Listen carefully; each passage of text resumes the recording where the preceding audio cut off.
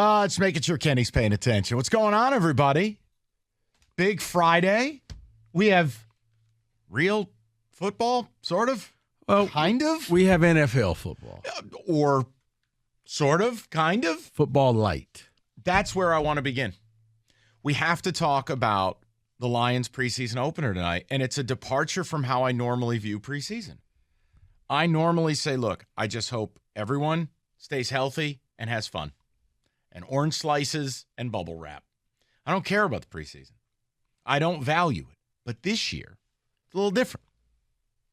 Now, it's a little different, not because of the hype, not because my excitement about the Lions and what I think they're going to do this year. That has nothing to do with why I care this year versus any other year. Mm-hmm.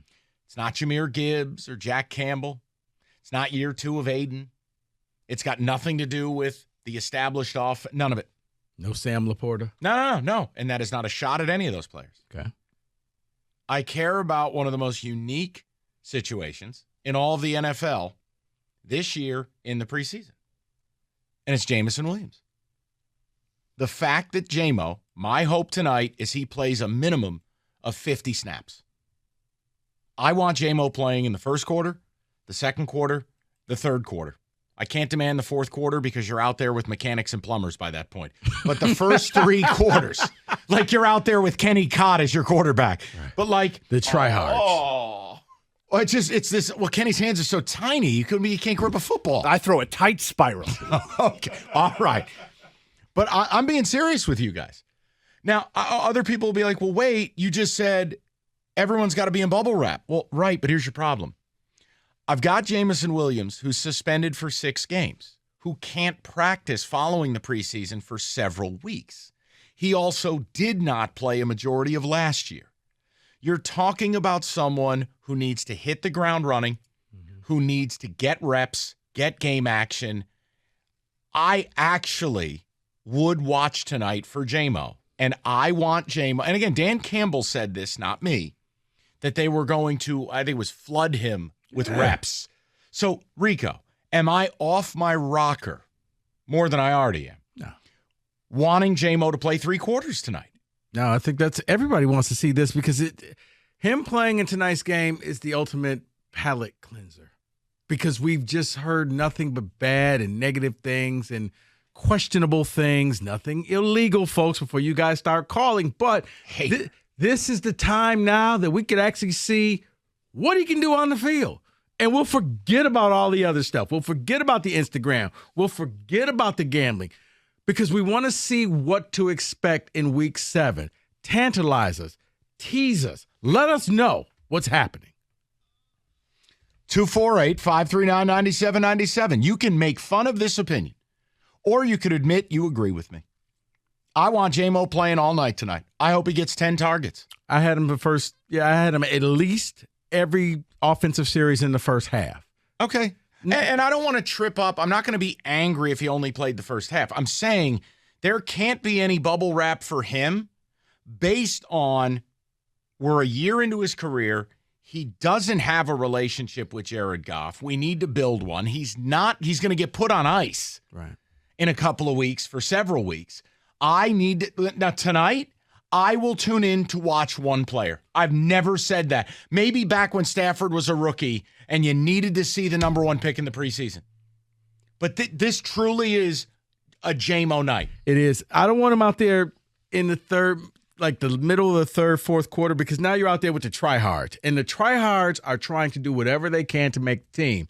So if I have to decapitate somebody, oh, well, hey, Kenny throws a tight spiral. Coach, did you see that hit? I knocked J-Mo out the game. Yeah, we did. That's what you get with the tryhards. They know, man, when I get a chance to tackle, I got to punish somebody. I'll meet you in the middle. I don't want him out there for them. First half plus the first series of the second half. Shut it down. Okay. Come on. And the first series of the second half, just run a 9 route. And just run a fly route for fun. And here's the thing. You're right. I also, what Dan Campbell said, I want to see the plays flooding towards him. I just don't want him out there running routes. I want to see him actually getting 7 to 10 targets in the first half. Like, he's the best player on the field, so treat him like he will be the best player out there on the field. So I want to ask you the people, Kenny, 1 second. Hey, man, I'm not mad if you're watching the opener. I'm not judging you. It's something I normally would not do based on, again, just don't get hurt. Everybody have a good time. But J-Mo is such a unique situation. I actually, that is why I will tune in tonight. And I'd like to know what people are looking at, what they want. And again, if you disagree on the J-Mo thing, I just ask you explain. Explain how me wanting to see this guy do what he's paid to do, because I know he's going to disappear for several weeks, including at practice. I don't understand that viewpoint, that somehow that's wrong of me. He has work to do. Yeah. 248-539-9797. Kenny, where are you at with it? I don't really care if he plays all 4 quarters. The fourth quarter, like you both said, is just irrelevant because of who's on the field. Can I get 3? I'm fine with 3, and I want him to get 8+ targets, a majority of them happening in the first half. I care way more about targets. What does this guy look like when the ball's going his direction? That's my biggest thing. This may be the first time where I actually care about stats. And oh, my. You want to see yardage, and you don't want to see drops, and you don't want to see a lot of things where other than you were sure, it's preseason. Okay, the timing's not there. Because you don't have the luxury of practicing after the season starts, you got to make all your mistakes now. We need to see everything, because I think you owe it to your team and to this city to show us what to expect. Because if things work out the way we all want them to work out, it's almost as if the Lions will make a trade in week 7 and gain a wide receiver to add to your offense, to add to the firepower you already have, if it works out correctly. David, where are you at on it? I mean, again, everyone has a different view of the preseason. I know I'm classically dismissive of it, but J-Mo has given me a pause on that, and I just want to see him. I want to see him be the best player on the field. I want to see him flash the ability that made me defend that draft pick. And you know what? For those of you who call up and go, hey, he's doing it against third stringers. I don't care. I want to see a baseline. I want to see the routes. I want to see the production. I want to see the mercurial ability. Because I want to see you make the third stringers look like third stringers. I want you to go out there and flat out embarrass them and show, guys, you're going to be in the XFL. I'm staying here in the NFL. I'm that much better than you. Yep. That's what I want to see. Yeah, when I initially thought of this and wondered what I wanted from J-Mo, my initial thought was, Jared Goff isn't playing, so what am I really going to get from a guy who's getting thrown by a second and third string quarterback? Then I thought about it, did some more reading on what's been happening in training camp. And while he's been getting throws from Jared Goff in training camp, he's been getting most of his passes thrown to him from Nate Sudfeld. So which means they have a relationship there. And I think that we will see enough from J-Mo because Sudfeld knows J-Mo well. So this is not like, he needs a starter to show. No, Sudfeld will throw the ball to him. He will be the number 1 target. And I need to see that he can be the number 1 target. Well, it also tells you that they're making him earn that spot Correct. back. Because no, where you going? You're not with the 1s, with the 2s, son. Over to the practice field with you. Well, and that again, fellas, that's part of the deal. You want him by the end of training camp. You want the coaching staff, the fan base, and the NFL at large to go, damn, they're really going to miss him. That's the whole point of training camp if you're Jameson Williams. Do the work. Show some of it, right? We don't get to see a lot of the work at practice. We don't get to see the film study. We don't get to see the private moments. So the only time you do is on the field. Mm-hmm. Now, I can't hold it against him if he's wide open and there's an underthrow. But you know what I can do? Hey, great release, great route. The speed is back. Just play. Right. I'm begging for them to give him three quarters tonight, 2.5 quarters, half. Make him a big – you know what I want to do? I want to be able at the end of the night go, that was, 5 catches, 68 yards, and a touchdown, and you go, okay, we're back on the rails. Yeah. And we'll forget about all the other stuff. You're right. But this is what you need to do. You need to see this. You need it out on the field. Because I'm looking at, did you catch the ball? Did you make the catch? Was it one-handed? Was it two-handed? Your footwork. If you get overthrown, that's not on you. If you were to the spot and the ball was underthrown or too high, I look at where you were. You're wide open and you drop a pass, that's on you.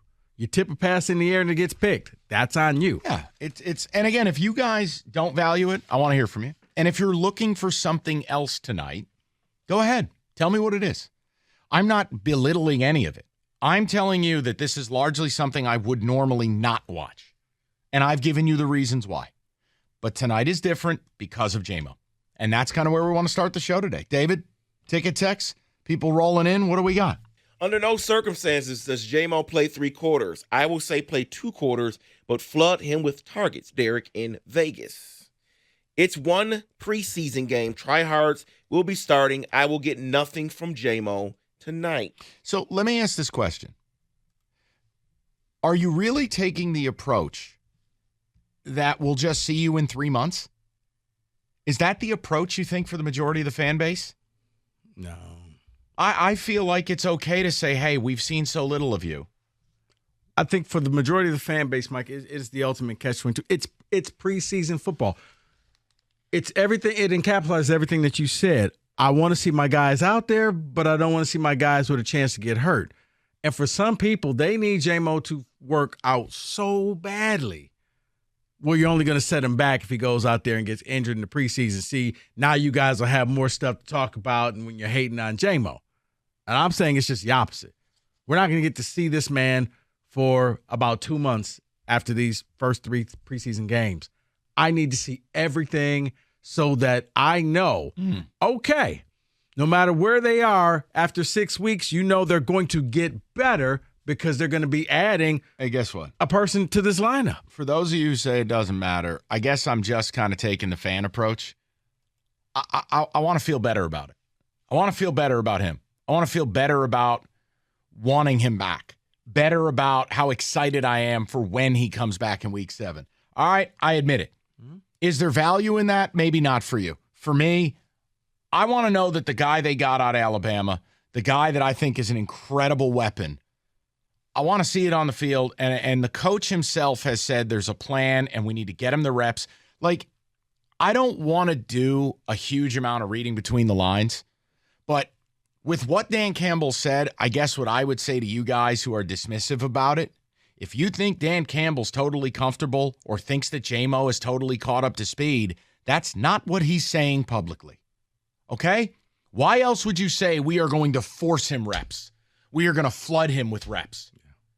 Is that me being radio idiot or more than a radio idiot than I am? No, I mean, I think this is Dan Campbell saying something, but we're so used to coaches and GMs and people lying to us that I think this is one time where he's actually telling us the truth. I think it's a public wake-up call, and we're going to give you the opportunity. Just show us. We want to embrace you. Show it. 248-539-9797. We got college football to get to later today. Rico is going to ruin the sport a little more. Very exciting. Also have the deal that the Pac-12 turned down a year ago. I was going to surprise you with that. Mistakes were made. Yes. Yikes. Hey, get him on the phone and see if we can get that deal back. Let me help you. There's only 4 teams left. Who said it at 4 o'clock and a lot to do on a busy Friday, 97.1.